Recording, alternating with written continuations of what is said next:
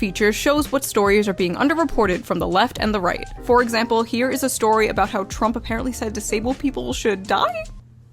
What? Right away, we can see how this story has been covered by 19 sources, and 78% were left-wing. Barely any right-wing outlets are reporting on this. Or this one about how the Secret Service apparently refused to use drone protection before the Trump rally in Pennsylvania.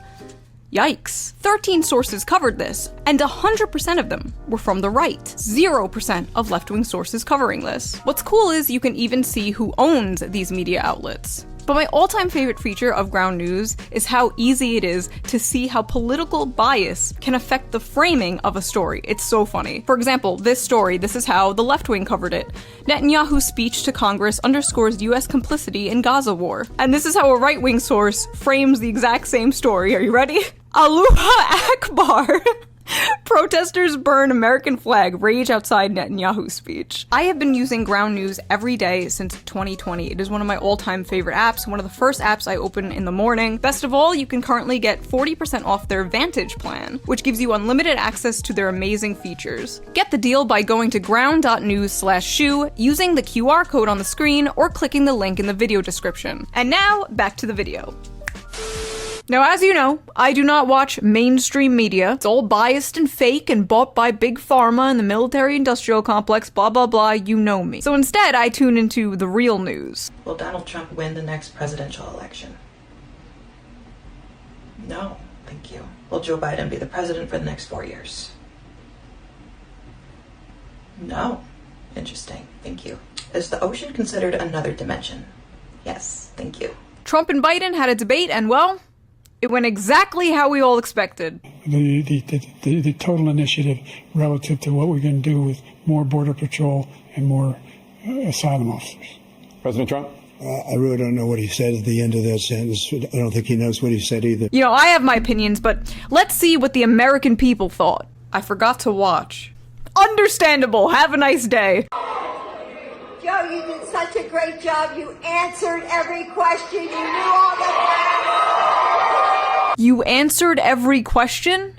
The bar is in hell. At first, Democrats tried to play it off like Biden had a cold. They can only keep Biden in the basement for so long, and now the whole world sees his brain melting live on TV. With the COVID, with dealing with everything we have to do with, look, if we finally beat Medicare. They couldn't deny it anymore, and people have been talking about it for years. I have been talking about it for years. We all saw it, and it's only gotten worse. And it's like fucked up to think about because it just kind of shows like, of course we all knew this, but they really don't give a fuck about us. If this is truly the most important election of our lifetime, and if democracy is at stake, why were you putting up this rotting corpse of a man? The Democrats had 4 years to find someone else. 4 years! There are a ton of other options, like, I would vote for Gavin Newsom. I don't know any of his policies, but he looks like a serial killer, and that's enough. This is why we need to repeal the 19th. I'm just kidding. Am I? Everything I say is a joke, unless you agree with it, then I'm serious. There's just no way Trump is losing. It would take a miracle. It would take something like, I don't know, Trump getting shot in the head at a rally in Pennsylvania. We see something that said, take a look at what happened.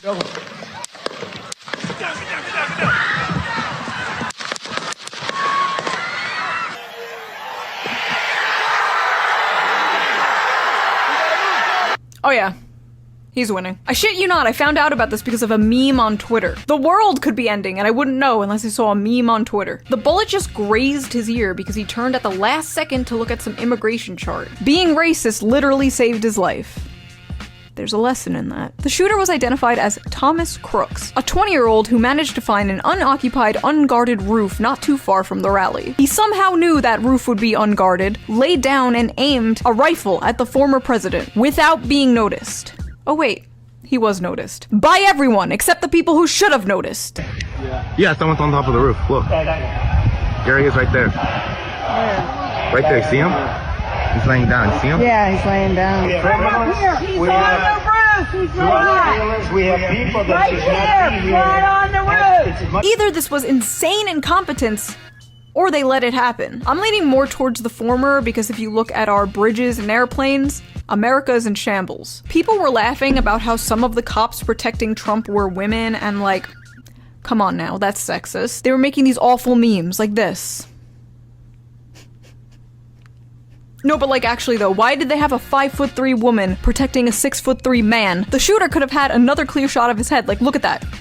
Look at that. What is that? Like, what happened? Did the Secret Service initiate some DEI program? That would be like something out of a right-wing boomer meme. To expand hiring, they're aiming to have 30% women recruits by 2030.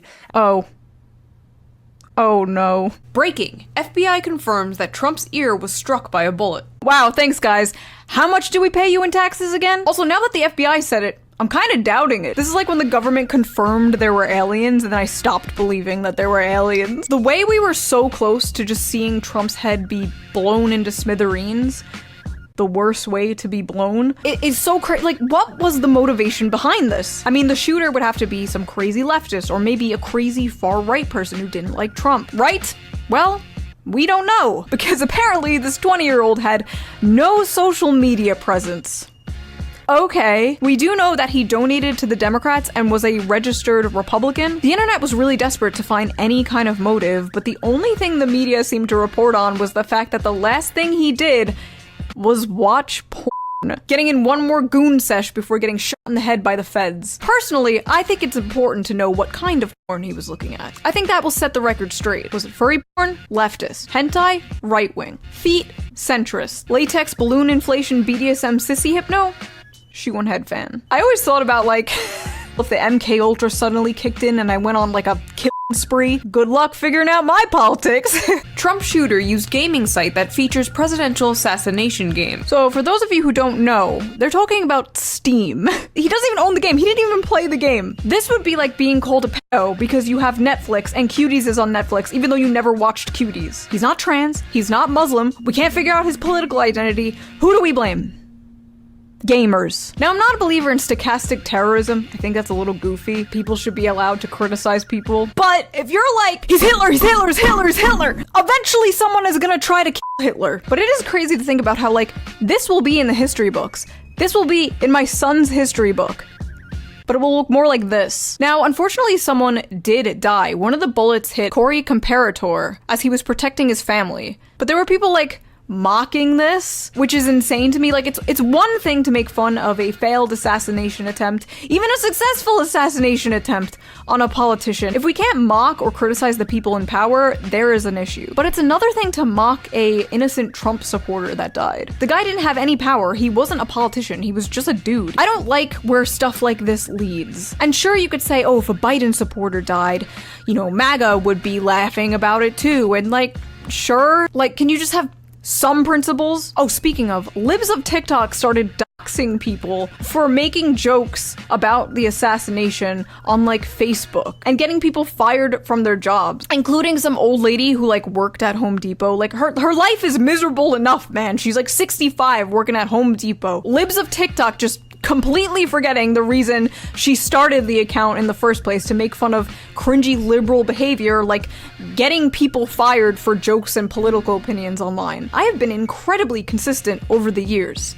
Consistently retarded. But one of the things I've been very consistent on, one of my principles, is being against getting people fired for like things they said online. If you don't have principles, you are no better than your enemy. And it just becomes this extremely toxic back and forth, this toxic cycle. And you all look like psychopaths while I'm here on the sidelines, principled and losing. Forever. Like, social media, when this all was going down, was a train wreck. Oh, speaking of train wrecks, the RNC happened. Let me hear you cheer if you support Israel. Enough was enough. And I said, let Trumpomania run wild, brother. We become totally unhinged if Donald Trump is not elected in November. At the RNC, Trump finally announced his VP pick, J.D. Vance, a man who, according to Snopes, did not, in fact, fuck a couch. Well, he lost my vote. JD is a senator from Ohio, the author of Hillbilly Elegy, and a terminally online post-liberal who follows me on Twitter. It is the weirdest thing to me. Democrats say that it is racist to believe, well, they say it's racist to do anything. I had a